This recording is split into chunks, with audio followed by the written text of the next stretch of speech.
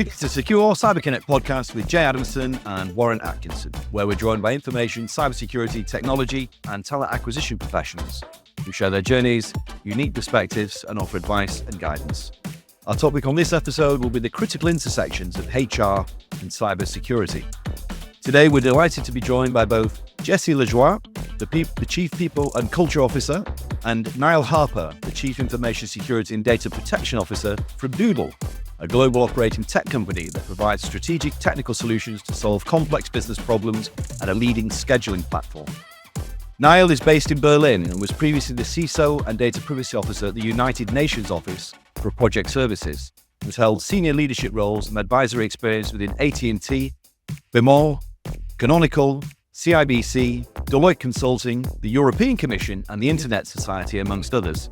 Niel has more than 20 years of deep interdisciplinary knowledge across the domains of corporate governance, enterprise risk management, cybersecurity, data privacy, and internet governance and policy.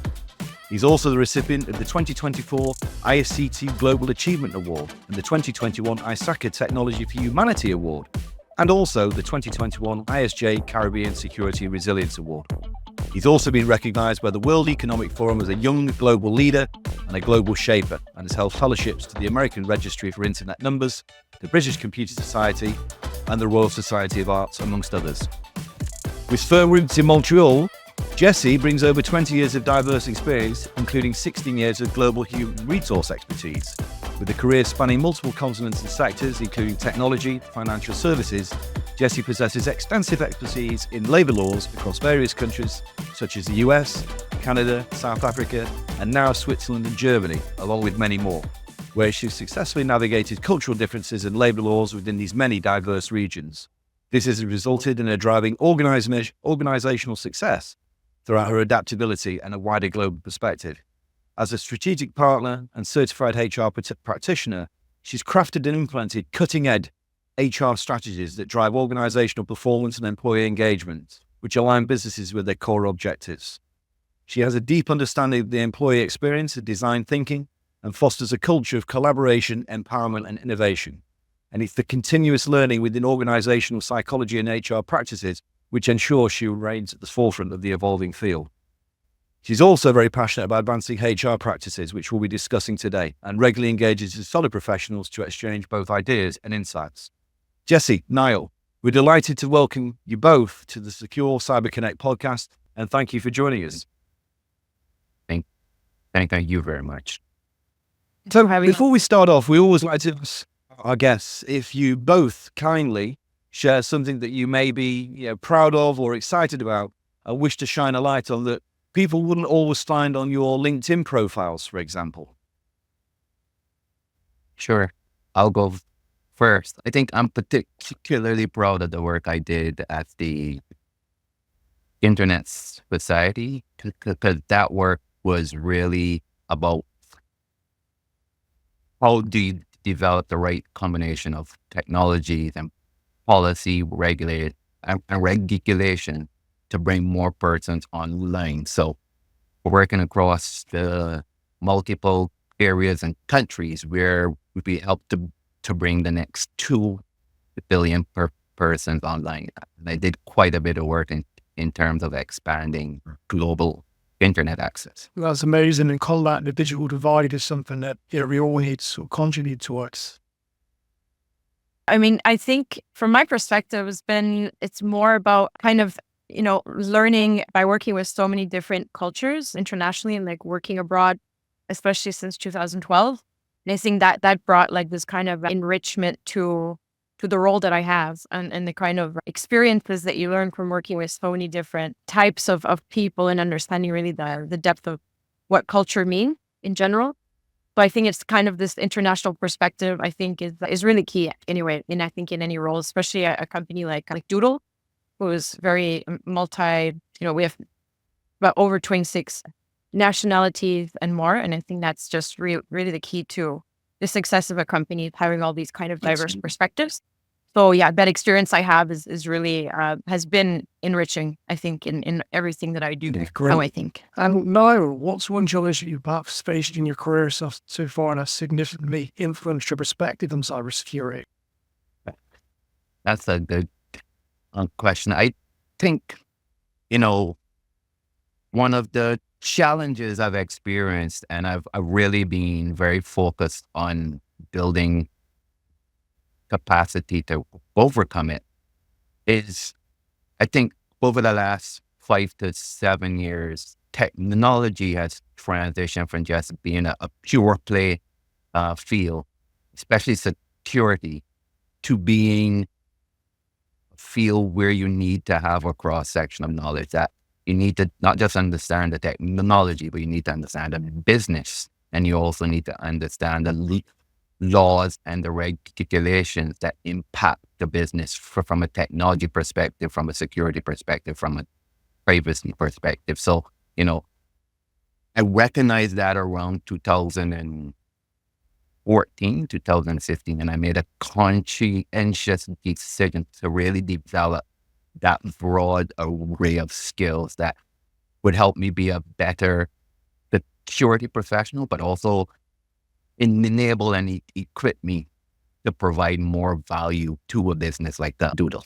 That sounds brilliant. And it sounds like you're earlier in your career, you sort of valuing really understanding the user and the sort of end client experience. And that obviously resonates with what Doodle's doing as a business. And one of the key areas we wanted to discuss today was obviously the employee connection here, how prepared employees actually are. And we know that, cybercrime damage costs are, rocketing and could reach, over 8 trillion, throughout next year. We're also aware that, recent studies are showing that there's, around 270 odd days for people on the front line to identify and respond to many of these breaches. We know that human error plays a big part and is at the heart of most cybersecurity breaches, and that, clicking on phishing emails or mishandling data. So it's clearly, a people issue as opposed to a tech issue. And of course, from a HR perspective, this is very important for employees to not only recognize, but avoid these risks. With this sort of increasing frequency and the sophistication of all these threats, how are Doodle, ensuring that their employees are adequately prepared and aware of these potential risks? I can answer the first part and then hand over to Niel. But I think it's really, Niel has done an amazing job actually at leading making sure that, there's targeted training, and he can also go into that. But I think what's powerful, what's needed here is that people operations have to collaborate really closely with the cybersecurity team and IT to really make sure that it's ingrained culture from onboarding and onwards. So just to be able to be supporting all of that. But I think Niel has put together really, really amazing training programs at Doodle, so really he can comment on this. So I want to just first emphasize what was just said about the collaboration between people operations and technology and security. Part of my strategic plan for Doodle, one of the pillars was to create a collaborative risk management environment so that risks were shared and different functions took ownership for risks. And that has been exemplified by the excellent work that my team does with Jessie's team. We work very closely. We have joint strategic planning meetings. So it's really helped us to understand that the risks in terms of business risk, but the risks in terms of people risk, as well as the security risk. But that being said, we develop a really comprehensive training and awareness program, and it starts from the time you join Doodle. You're automatically enrolled in security awareness training as well as privacy awareness training. We hold the personal data of around 25 million users. So it's very important that staff understand this and understand how to handle this sensitive and personal data. We also have ongoing phishing training. We have focus and targeted training for high risk roles like software developers. We have a cybersecurity cybersecurity desktop exercise that we go into role playing as to how best to respond to cybersecurity incidents. And, we also have constant tips and tricks. We have a campaign for cybersecurity awareness month. So it's a 360-degree approach to ensuring that our staff really understand what's required from them to continue to maintain our secure systems and to protect the data that our customers have been entrusted us with. Yeah, and it sounds like a really effective and holistic approach to everything that you've got there. What other traditional strategies, do you think organizations, should maybe be using to mitigate these risks? And in your opinion, where do you see sort of the effectiveness and ineffectiveness of maybe some of these methodologies? Yeah, I did that question. I definitely think, traditional security awareness, it has its limitations. It reaches a point where people start to see it as a chore, and they do it just because they have to. At least we recognize that, and that's the reason why we have a more dynamic approach where we're doing targeted focus groups.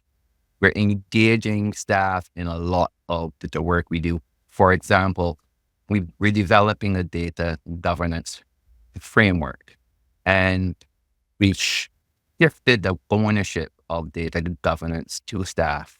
So they have to understand the data that their functional department owns, classify that data, and then recommend to security what's the best way to protect it.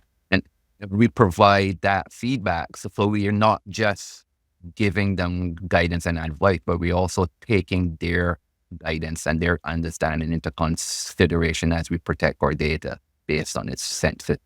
Also, the cyber tabletop exercise, the focus of that exercise is to have something more interactive, that's not static. Now, people are more involved and engaged, and it helps them want to enjoy the process a lot more, but to also synthesize the information a lot better. And not just synthesize, but apply it to the way that they work, not just at work, but also at home. Jessie, from your perspective, you're helping HR professionals effectively integrate cybersecurity into their people strategies. Yeah, and I think it's like we were mentioning earlier, starts from our onboarding. And I think it's become basically, this collaboration that we were mentioning before. It's also, we need to foster this kind of collaborative security conscious culture where cybersecurity is really viewed as part of your personal growth, but also an organizational responsibility, I think. And that's the mindset. I think it's also setting it also as a clear company priority as well, which has to be led by leadership, Niel, and everyone there. And I think it starts from there. So I think that culture has to start from the top to be able to make sure it's really ingrained in the people. And I think that has gotten very, very well as part of our culture, to people taking it really as part of their responsibility to be ensuring that they understand it. And I think it's been a good learning for some people that were not aware of the risks that are out there too. And I think it's been a great learning experience for most of the doodlers. And what would you say are some of the challenges and, of course, potential opportunities in the life for when it comes to fostering a culture that balances innovation with security, in particular for organizations or for individuals that are remote or hybrid working? I can take the first part of that. From my perspective, I know what I always hear, even outside of Doodle, is always like, how do you balance innovation with security to kind of maintain a culture of agility without compromising safety? And that's always sort of been a bit of a challenge. And I think perhaps in remote and hybrid environment, kind of balancing the security with that could be complex for some. So I know I also hear a bit of like people would like to be more innovative and say, hey, like I would like to take on this, I don't know, new product or whatnot. Has to go through our security protocols, which probably isn't always accepted. But again, it's part of the process there. So of course, sometimes can be potentially challenging, but perhaps Niall has a little bit more light to shed on that? Yeah. So, I've maintained that security needs to be an enabler and not a blocker. Security has to be balanced with usability and the quality of not just the staff experience, but the quality of the customer experience. That's a message which I try to be very, very consistent with and ensure that our executives as well as our general staff understand that perspective. That being said, we spend a lot of time in Doodle. If we're developing a new product, we have a privacy by design discipline, a security by design discipline, where before we release any new features, instead of me having to go to our technical team, they actually come to me and say, hey, we're planning to do X, Y, Z. Could you provide us with some guidance on what's the best way to ensure that we maintain our security and we're compliant with privacy regulation? And we have those discussions, and me and my team try to be very responsive to those discussions because we understand the need to go out to customers with solutions that maintain that trust relationship. That's so important. That being said as well, we invest a lot of resources, people, process, and technology in just maintaining compliance with ever-increasing regulatory framework. As you've seen in the European Union especially, we have the EU Artificial Intelligence Act, the Cyber Resilience Act, the Digital Operational Resilience Act, and there continue to be more and more of these regulations. And these regulations are built around building trust with customers, building trust with society, ensuring that we're protecting consumers. And we take that very seriously, and that's a message that's also very pervasive in terms of messaging the staff. That's something that we're seeing as a competitive advantage for organizations, especially as they're looking at relying into global frameworks as opposed to sort of just focusing on their own territories, for instance. Yes, and that's a very good point because, we've also decided that clearly that we think security and privacy is a competitive advantage, and that's something that that's why we invest so much time in our messaging, our blogs, the work that we do around SOC 2 compliance, that we do around cyber verify compliance, that we consider, and not just the work we're doing in the background, we were also making sure that our customers are aware through trust marks on our website, brand positioning around why Doodle should be a trusted partner, because we believe that it represents a competitive advantage in the marketplace. That's brilliant. And Jessie, from your perspective, what leadership qualities do you feel are essential in driving secure and collaborative workplace culture? I love that question because we're saying leaders have to demonstrate, every leader has to demonstrate commitment and accountability on that topic. And also, support also the messaging and being proactive in communicating about it and fostering kind of the secure and collaborative workplace around that. So I think you need to have integrity, you need to be empathetic, you need to be adaptable, and then also promoting kind of secure workplace culture. So I really think it really starts with leadership. So to be able to enforce all of these security policies coming in, of course, it's a change for people, especially that's, when it's new to them. So I think it really helps, create this kind of culture that champion really all the security initiatives. So yeah, it's all about being a role model in my view and leading by example. I think it's very, very important and key.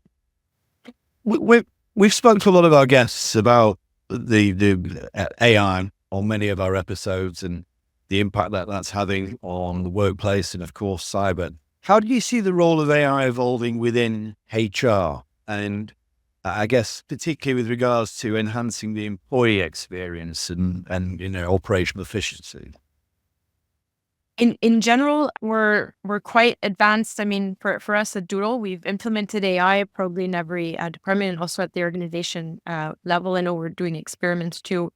with different AI platforms in the organization at the moment. But within HR, we've actually been using it even in our recruitment. So for example, even from doing interviews, using kind of the automations in there, that has really, really helped us, from going to manual typing notes to this and that. I think we've used for over 1.5 years now. It's been integrated into the tool that we use. So yeah, we've had it already ingrained. So I think that's key. But I think what's really important is that the culture, especially working in tech, was kind of naturally, we adapted AI very much in the organization, and now sort of experimenting with the ChatGPT and the Google one as well. So yeah, we're quite advanced there at Doodle when it comes to AI and making sure that we're each using them to be more efficient. And how far do you think AI can go in recruitment? And well, I mean, for example, I mean, we realize, sometimes we have, we don't have, let's say, a huge team working in talent. So how are you more efficient to save time? You want to also make sure you're hiring well, but, conducting interviews does take time. So there are ways that I've seen new companies, doing it with like a sort of virtual. So basically you're just, there's this virtual person in the meeting that it's not you, and you're able to kind of fast track that and understand at the end, what is the tone, what is the culture, what are the answers, are they relevant? And that's like obviously saving you a lot of time. But of course, you lose that human touch. So I've seen some pretty interesting things out there when it comes to recruitment that are interesting to explore. However, I'm always pro with the human touch and understanding somebody. Of course, so if you can look at a video at the end, and then you can maybe get a feeling of the person after and understand how they're answering. I find that also interesting to explore. I think it can give you But yeah, the answers to some of the questions and a lot of the parts of the process, but from a cultural understanding, a culture fit, people, match, that's the challenge, right? And I think that can only ever be done by, individual human interaction. yes. Coming towards the back end of the episode, what are your thoughts regarding, current global perspectives on labor laws and cultural dynamics, and again, certainly within the context of cybersecurity and the tech industry in general? It's actually a topic that Niel and I are very in line with. I mean, in terms of how essential it is for us to have regulatory frameworks, and making sure, like GDPR have made it really essential for HR people ops to implement, security focused policy. And at Doodle, we really stay ahead of that. But I think it's definitely something that it's in tech heavy sectors, I think is definitely needed. I'd probably answer that one better than me. The approach that we've taken is that, we are very conscious of scanning our existing regulatory environment, and not just in the 3 countries that we operate in, but also the multiple countries where customers are located, and understanding, what's needed from us, what existing regulations look like, what emerging and upcoming regulations look like, and mapping all those requirements so that we understand them. But it's also integrating that into our risk management process as well, so we understand what risk, especially those complex risks at the intersection of technology, business, and again, regulation, and how do those interact with the cultural requirements of the business, and having that risk perspective, then we start to develop countermeasures and assign ownership and actions to resolve those issues. But we're very, but just a lot of it is also embedded in our awareness, as I mentioned early in the discussion. We, on an annual basis, we tailor our security and awareness and training. It's not the same training every year. It's very, very customized training. So to build awareness in terms of existing regulations, whether it be labor laws, privacy laws, security and resilience regulation, so that staff understand what's required of them.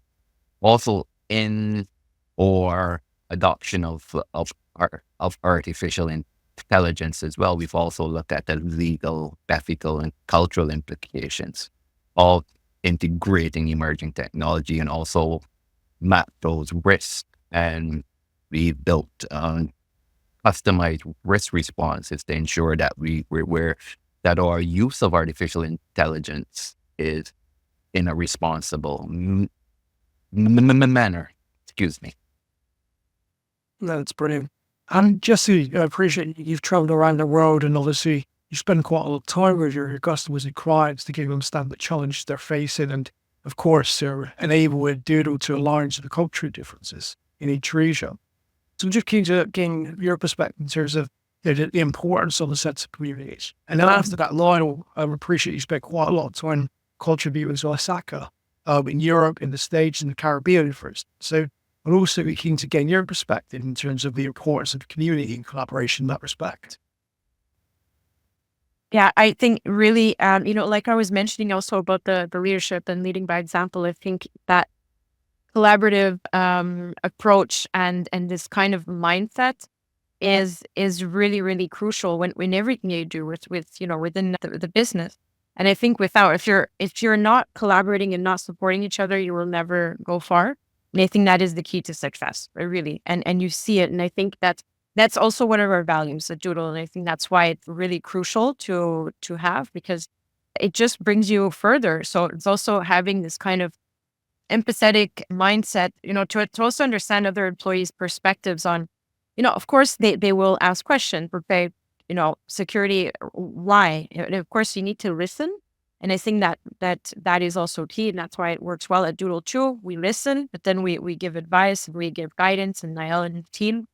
But I think it's just we need to stay adaptable, because it's constantly evolving, and we need to be, we need to stay resilient too, because of all this, evolving and constant change. And I think that's really key. And I think we also have to give that message to the people, like, hey, it doesn't end here. It will change tomorrow, and let's just stay resilient and adaptable. And I think it again comes from the leadership.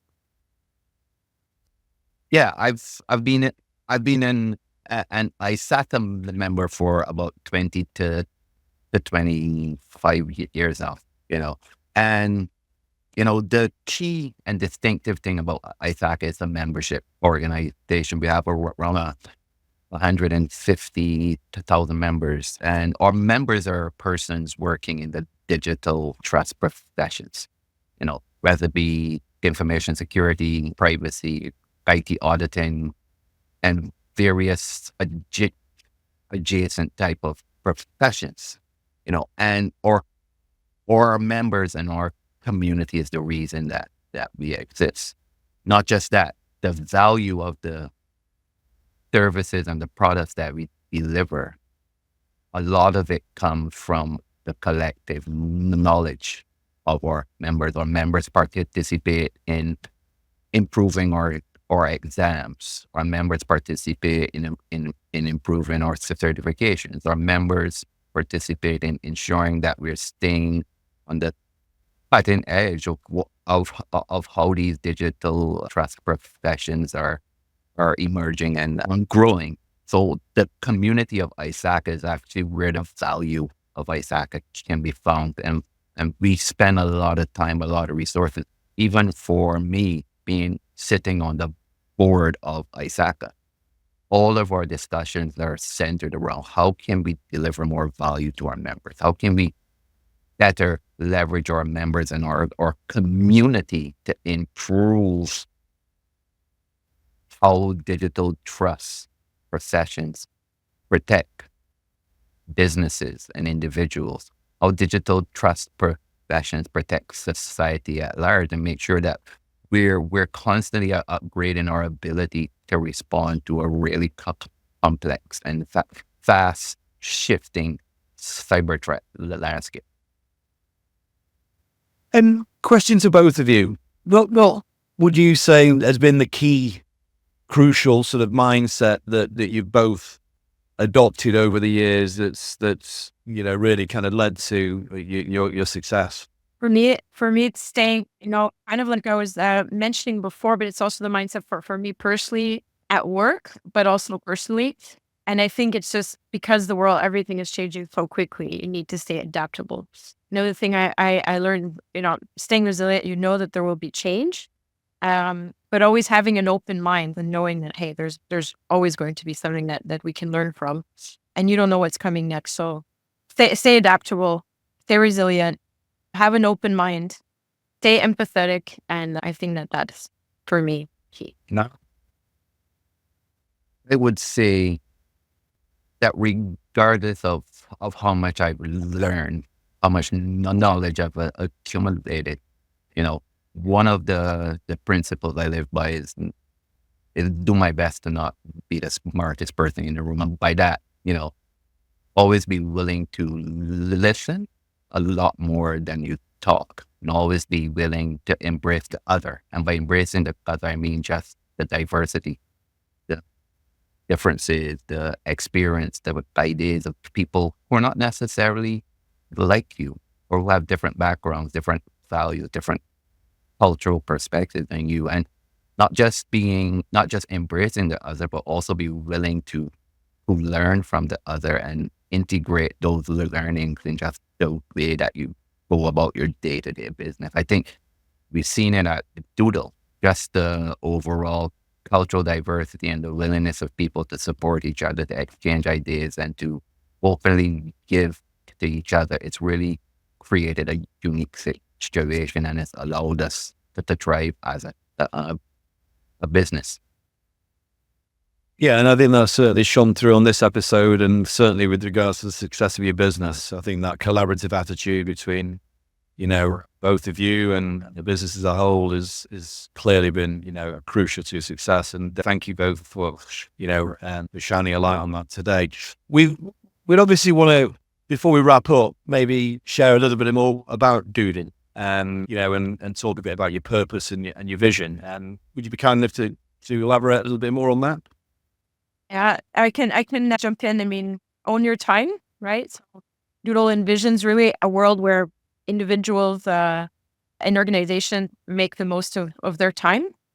So, Doodle, of course, billions of users, or we're a global scheduling leader, really. Our platform really is there to simplify scheduling so that people can achieve really the quickest path to mutual availability, to get the most of their time in general. So that's really our purpose at Doodle.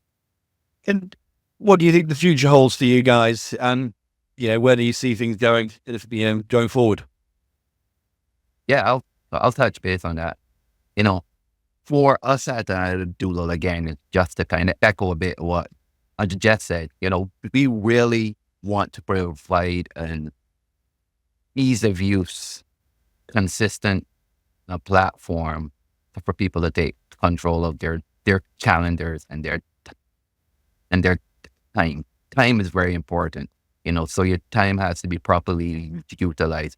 And we continue to be very, very engaged with listening to our customers, understanding their needs and wants, making sure that we can map those and translate those into functional, discrete requirements in our solutions, and or our product teams, our marketing teams, even our engineering teams, as well as security. We're all kind of focused. We're unified in that singular type of mindset. How do we best meet the needs of our customer? How do we continue to deepen that trust model that is so key to the success of our business, and ensuring that we're not just a functional solution, but we're a trusted solution that our customers believe improves their life. And that's an ongoing process for us, but it's a process that we are very, very... That's fantastic. It's I want to commend you and the team for that, because there aren't enough SaaS-based organizations out there, organizations in general, putting that trust and security at the forefront. Absolutely.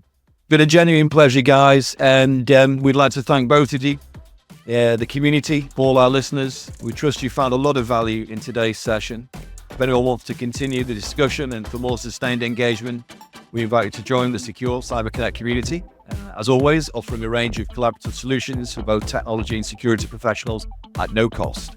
These include expansive community access, mutual mentoring programs, weekly online networking sessions, and exclusive interviews such as this, panel discussions, masterclasses.